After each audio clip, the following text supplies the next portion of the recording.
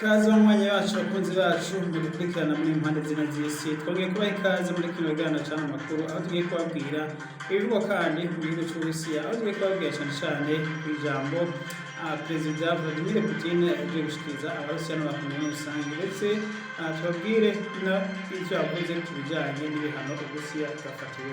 Kaze n'imana makuru. Nkuko rero twari tubabwiye banywanyi bacu bakunzi bacu ariko tubibutsa sabone cyangwa subscribe ku bakoresha ururimi rw'icongereza. Perezida Vladimir Putin w'Uburusiya ahejeje gushikiriza ijambo amakungu ndetse n'abanyarusiya ubwabo muri rusange aho yariko avuga ku bijanye n'ubutunzi bw'Uburusiya umwaka mu gice c'umwaka aho uko bwifashe.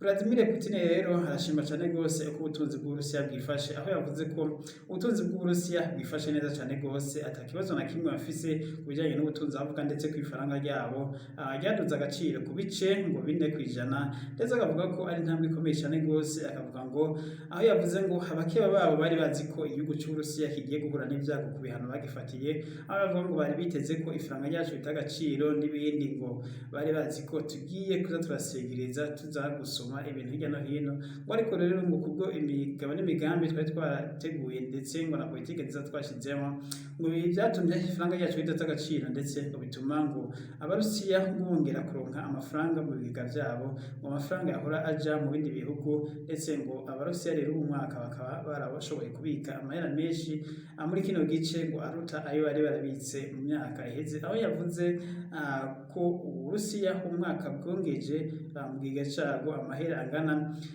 n'imiliyaride 15 z'amafaranga yabo y'Uburusiya.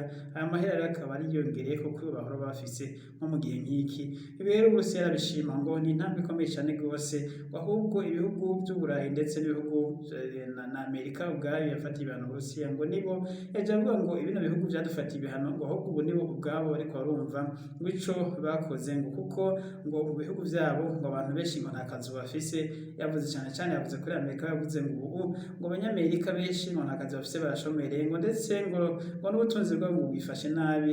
Yongera kandi avuga ko igihugu c'Amerika ubu gikenye cyane gose aho yavuze ngo kirakenye ibitoro ndetse avuga ngo n'ibindi bikoresho by'ibanze ngo abanyamerika ntibashobora kubironka muri rusange nk'uko byari bimeze. Akavuga rero ngo bari bazi ko bafatiye ibihano twebwe ngo ahubwo ibihano nibo vyagarutse ko ngo nibo bifatiye ibihano ngo rero twebwe natwe ubu tumeze neza. Avuga ko ashima cyane abajejwe ivyigwa ca leta mu Burusiya avuga ngo bakoze neza cyane gose igihugu cyacu cifashe neza ngo badufatiye ibihano bari bazi ko tugiye kuba nabi ngo tugiye gusegereza ngo ariko igihugu cyacu gifashe neza.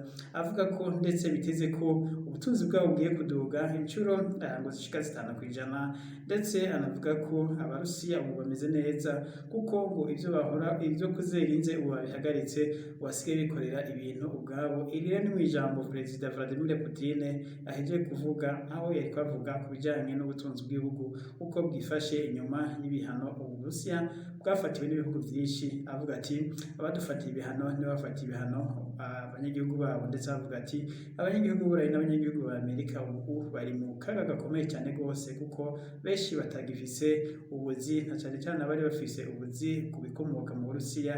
Ati ubu n'abashomeri bari bakora mu masosiyete yacu abari bakora kuzana ibintu iwacu n'abandi ari barashomeye cyane gose. Ati rero ibihano mu bisanzwe muri rusange nibo bazifatiye atari natwe twebwe tumeze neza nta kibazo dufise. Ati yari nkaho yariko batwenga kuko ngo ubu ifaranga ry'Uburusiya ryaradugije agaciro.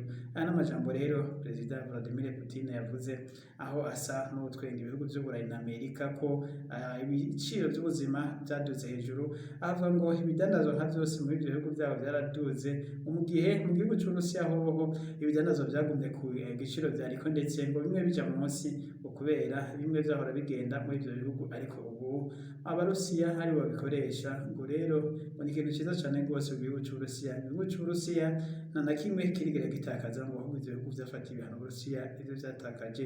Aya n'amajambo yavuzwe na Perezida w'Uburusiya Vladimir Putin mu kanya gaheze aho yariko yashikiriza ikiganiro n'igihugu Uburusiya ndetse agashikiriza n'amakungu muri rusange uko ubutunzi bw'igihugu ciwe cifashe. Mwakoze rero badukurikiranye hano ku biganiro tukirangirije twibutsa kugira sabone canke subscribe ku batarayikora. Mwakoze, Imana ibamugisha, mugire aho mubawe komeza kugira sabone subscribe kubakoresha ururimi rw'icongereza. Mwakoze.